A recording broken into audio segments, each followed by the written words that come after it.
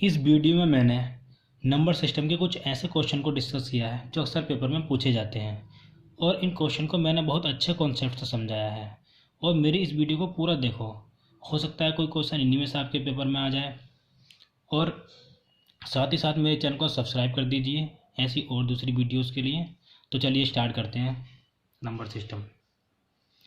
Number system में सबसे पहले बताऊंगा रिमाइंडर निकालना, शेषफल कैसे निकालते हैं। अक्सर स्टूडेंट शेषफल निकालने का फॉर्मूला याद कर लेते हैं, रट लेते हैं कुछ फॉर्मूलेज इनके। तो मैं बिल्कुल भी फॉर्मूला रटवाऊंगा नहीं, मैं सिर्फ कॉन्सेप्ट बताऊंगा जिससे कि सब सवाल हो जाएंगे एक आधे कॉन्सेप्ट से ही बस। तो चलिए सवाल देखते हैं। सबसे पहले एग्जाम्पल लेके बता देता हूँ मैं। जैसे सबसे पहले हमारे पास एग्जाम्पल ले लेता हूँ मैं। मान लो 9/5 है, 9/5 है। तो इसमें हमेशा दो रिमाइंडर लेने चाहिए, हमें हमेशा दो रिमाइंडर के बारे में सोचना चाहिए। एक सबसे पहला रिमाइंडर सिंपल 4 तो बच ही रहा है, लेकिन अगर 5 का टेबल 2 बार पढ़े हम, 5 दूनी 10, तो माइनस के 1 भी बच रहा है रिमाइंडर। तो हमारे पास दो रिमाइंडर आ रहे हैं इस तरीके से। अब ये तो मैंने बताया कि मतलब कैसे निकालते हैं रिमाइंडर, इसका यूज वही बताऊँगा आगे। तो हमेशा दो रिमाइंडर आते हैं, जो सबसे छोटा होता है इन दोनों में वो हमें यूज करना चाहिए। जैसे इसमें -1 है तो वो हमें यूज करना चाहिए।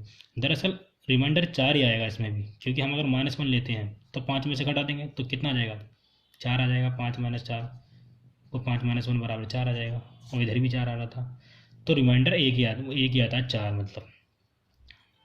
तो अब इनका यूज बताऊंगा मैं। ये तो समझ में आ रहा होगा आपके -1 कैसा आया था। ये 5 दूनी 10 पढ़ रहे हैं तो -1 आ रहा है, और फिर 5 के ना 5 पढ़ रहे हैं तो 4 आ रहा है। आप देखते हैं एक छोटा सा सवाल बता देता हूँ मैं, सवाल को बताने से जल्दी समझ में आएगा। जैसे सबसे पहले मैं सवाल ले लेता हूँ। मान लो 9 × 8 × 7 है। अगर ये होता ओवन बटे में 5 देता तो रिमाइंडर क्या आता, अगर ऐसा क्वेश्चन आ जाता है तो। इसमें करते हम पहले इस वाले को देखते हैं। इसमें रिमाइंडर क्या बच रहा है, 4 और -1, दो रिमाइंडर बच रहे हैं। और इस तरीके से इसमें रिमाइंडर बच रहा है 3 और -2। मैंने ही बताया था उसी कॉन्सेप्ट को ध्यान करो कैसे बच रहा है। 5 के ना 5 तो 3 बच रहा है। 5 दूनी 10 कर रहे हैं तो रिमाइंडर कितना बच रहा है, -2। तो -2 छोटा है, इसमें -1 छोटा है, तो ये दोनों ले लेंगे हम। और यहाँ साथ में कितना बच रहा है, 2 और -3 बच रहा है। -3 ज़्यादा बड़ा हो रहा है तो हम -3 नहीं लेंगे, तो ये वाला 2 ले लेंगे हम। अब इसमें -1 ले लिया, इसमें -2 ले लिया, इसमें 2 ले लिया। क्योंकि मल्टीप्लाई है तो इन तीनों की मल्टीप्लाई कर देंगे तो कितना आ जाएगा, 2 दूनी 4 और 4 1 4, यानी कि 4 आ रहा है, माइनस माइनस प्लस के 4, तो 4/5। तो रिमाइंडर कितना बचेगा, 4, क्योंकि 4 बार तो कटेगा नहीं, तो 4 रिमाइंडर बचेगा। इसका आंसर आ जाएगा 4। अब अगर यहाँ प्लस होता, मान लो 9 + 8 + 7 होता तो 5 से डिवाइड करते, तब भी यहाँ -1 ले लेते रिमाइंडर, जैसे यहाँ लिया है। यहाँ -2 ले लेते, यहाँ 2 ले लेते। तो माइनस, अब जहाँ ये साइन होते हैं, जो ये साइन होते हैं वही करते हैं हम। जैसे इसमें मल्टीप्लाई कर देती रिमाइंडरों की। अब इसमें जब प्लस है तो जोड़ देंगे, माइनस माइनस -3, और फिर 2 से वो घट जाएगा तो -1/5। तो इसमें भी रिमाइंडर आ जाएगा 4। अब एक क्वेश्चन और बता देता हूँ मैं इस टाइप का। मान लो 2/5 और यहाँ 2 की पावर 31 है। अगर ये क्वेश्चन दिया जाए, ये पैसे पेपर में बहुत पूछ लेते हैं हमारे क्वेश्चन। तो इसमें देखो रिमाइंडर बिना फॉर्मूले कैसे निकालेंगे। अब इस वाली संख्या को हम 5 के पास तक लेके जाएंगे, या 5 के टेबल के पास तक लेके जाएंगे। जैसे 5 का अगर टेबल पढ़ा जाए, 5 दूनी 10, 5 या 15, ये संख्या जो आ रही है, इस वाली संख्या को उन संख्याओं तक पहुँचाना चाहिए हमें। जैसे इसमें तो 5 तक ही पहुँच जाएगा। 2 दूनी 4 करके कर रहे हैं तो 5 तक पहुँच रहा है 4, तो 2 दूनी 4, तो इसमें 4 की पावर कितना कर सकते हैं, 15 × 2 कर सकते हैं। वो देखो कैसा होता आएगा, 2 की पावर 30 × 2 कर सकते हैं सब बिल्कुल ठीक से। नहीं, यहाँ 15, हाँ ऐसा करते हैं। 1 2 मैंने इधर को ले लिया 30 में से, तो 2 की पावर 15 × 2/5 ये करा मैंने। अब इधर देखो, यहाँ 2 की पावर 2 का 4 हो जाएगा, तो 4 की पावर 15 × 2/5 हो जाएगा। तो यहाँ रिमाइंडर कितना बचेगा, -1, क्योंकि मैंने बताया था आपको छोटा वाला रिमाइंडर लेना चाहिए। तो 1, ये तो 4 बच ही रहा है, लेकिन -1 छोटा ज़्यादा आ रहा है, तो -1 ले लेंगे। तो -1 की पावर 15 × 2/5, -1 की पावर 15 हो जाएगा तो -1 हो जाएगा। -1 से 2 की मल्टीप्लाई कर देंगे तो -2 ही आ जाएगा /5। तो यहाँ -2 आ रहा है, तो 5 में से -2 घटा देंगे तो 3 आ जाएगा इसका आंसर। अब देखते हैं क्वेश्चन पे आते हैं डायरेक्ट। जैसे ये जो क्वेश्चन पेपर में आते रहते हैं वो मैंने लिख रखे हैं, लगभग बढ़िया बढ़िया क्वेश्चन लिख रखे हैं मैंने। अब इनमें क्या होता है, जैसे शेषफल निकालना है, रिमाइंडर निकालना है, क्वेश्चन पे ऐसे पेपर में इजी आते हैं, वो मैंने थोड़े हार्ड भी बता दिए थे। क्वेश्चन इसी टाइप के आएंगे, बहुत इजी। जैसे ये क्वेश्चन आता है मान लो, तो ये तो खुद ही 17 18 के पास में दिया है, तो 17 तो कितना रिमाइंडर बच रहा है, आप मुझे मैंने बताया था उसके हिसाब से माइनस के 1 बच रहा है, तो माइनस के 1 की पावर 200 कर देंगे, और अब अपॉन में है ही 18। अब माइनस के 1 की पावर 200 करेंगे तो 1 ही आ जाएगा, 1/18। तो इसका तो सीधे 1 रिमाइंडर आ रहा है, क्योंकि 18 से बहुत छोटा है, 18 का तो पहाड़ ही नहीं पड़ सकते इसमें, तो 1 आ जाएगा रिमाइंडर इसका, वही आंसर है 1। अब देखते हैं इसमें, अब हम इससे 4 को 13 के टेबल के पास तक लेके जाएंगे, या 13 के मल्टीपल के पास में लेके जाएंगे। तो 13 का मल्टीपल इसके पास तक कौन सा पहुंच सकते हैं हम, 4 का टेबल पढ़ के देते हैं। 4 4 4 4 4 6 12, 4 चौक 16, 4 5 20, 4 6 24, या 4 चौक 16 चौका 64, ये डायरेक्ट जा रहा है 4 चौक 16 चौका 64। तो 4 चौक 16 चौका 64 जा रहा है, यानी कि 64 की पावर हम इसको 3 बार कर रहे हैं तो 3 से डिवाइड कर देंगे, 3 8 24, 64 की पावर 8/13 कर देंगे।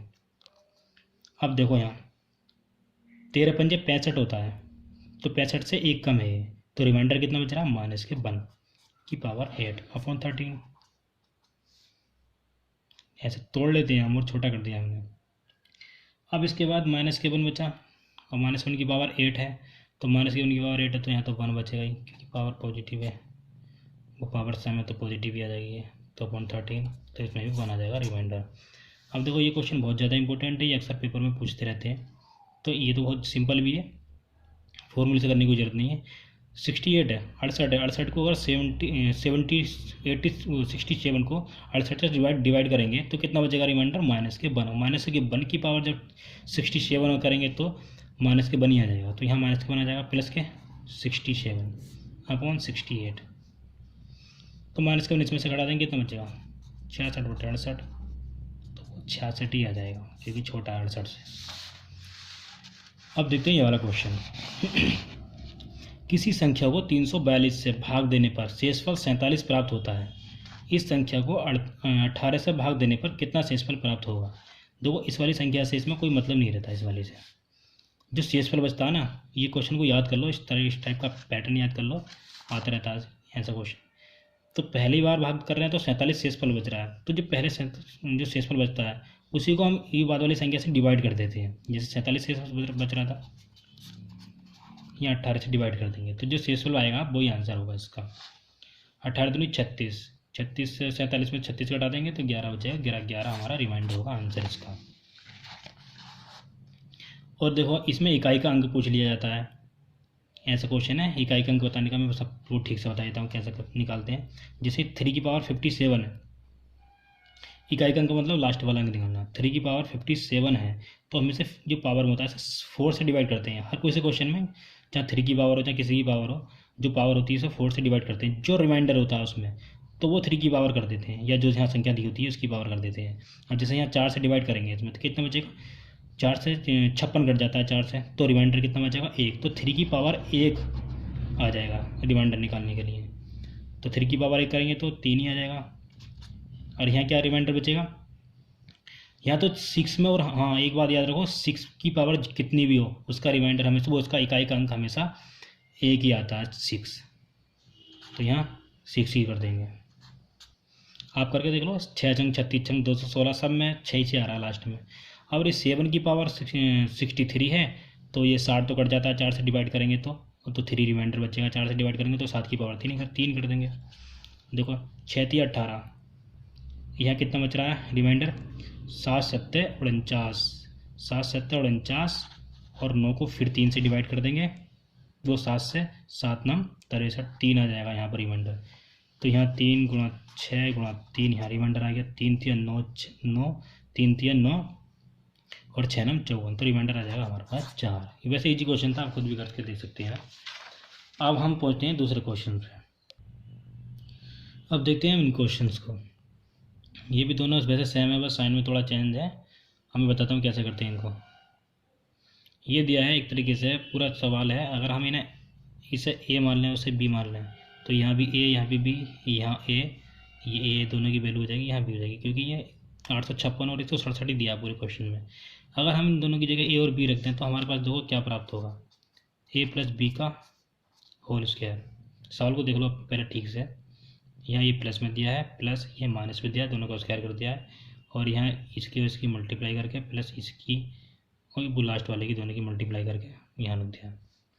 तो इस क्वेश्चन में अगर मैं ए और बी रख देता हूँ दोनों की जगह, तो ए माइनस बी का होल स्क्वायर हो जाएगा यहाँ पर, नीचे ए स्क्वायर प्लस बी स्क्वायर। तो वहीं एक फॉर्मूला बन जाता है। अगर दोनों की वैल्यू रख के हम सोल्व करेंगे तो हमारे पास 2 ब्रैकेट में ए स्क्वायर प्लस बी स्क्वायर बचेगा, यहाँ ए स्क्वायर प्लस बी स्क्वायर नीचे, ये पूरा कट रहा है तो हमारे पास कितना रहा आंसर 2। यही होता है माइनस वाले में, देखो माइनस वाला ये बता देता हूँ मैं, इसमें भी हम ए और बी रखेंगे दोनों की जगह, तो यहाँ ए प्लस बी का होल स्क्वायर हो जाएगा। सोल्व करने की बिल्कुल ज़रूरत नहीं पड़ी थी इसमें, कोई ये संख्याएं होती इनकी कुछ यूज नहीं पड़ा इनका, बिल्कुल भी बिना संख्याओं को रख के हमारा आंसर आ गया 2। बस ए और बी रख लेना चाहिए हमें ऐसे क्वेश्चन में, जब हमें लग रहा है कि फॉर्मूला बनेगा इसका तो ए और बी वैल्यू पुट कर देनी चाहिए। अब यहाँ ए और बी रख देंगे हम, तो ए प्लस बी का होल स्क्वायर माइनस ए माइनस बी का होल स्क्वायर हो जाएगा, अपॉन में ए भी हो जाएगा। देखो इसे सोल्व करेंगे तो हमारा इसका आएगा 4ab अपॉन ए भी तो दिया ही, ये कट जाएगा, आंसर आ जाएगा 4।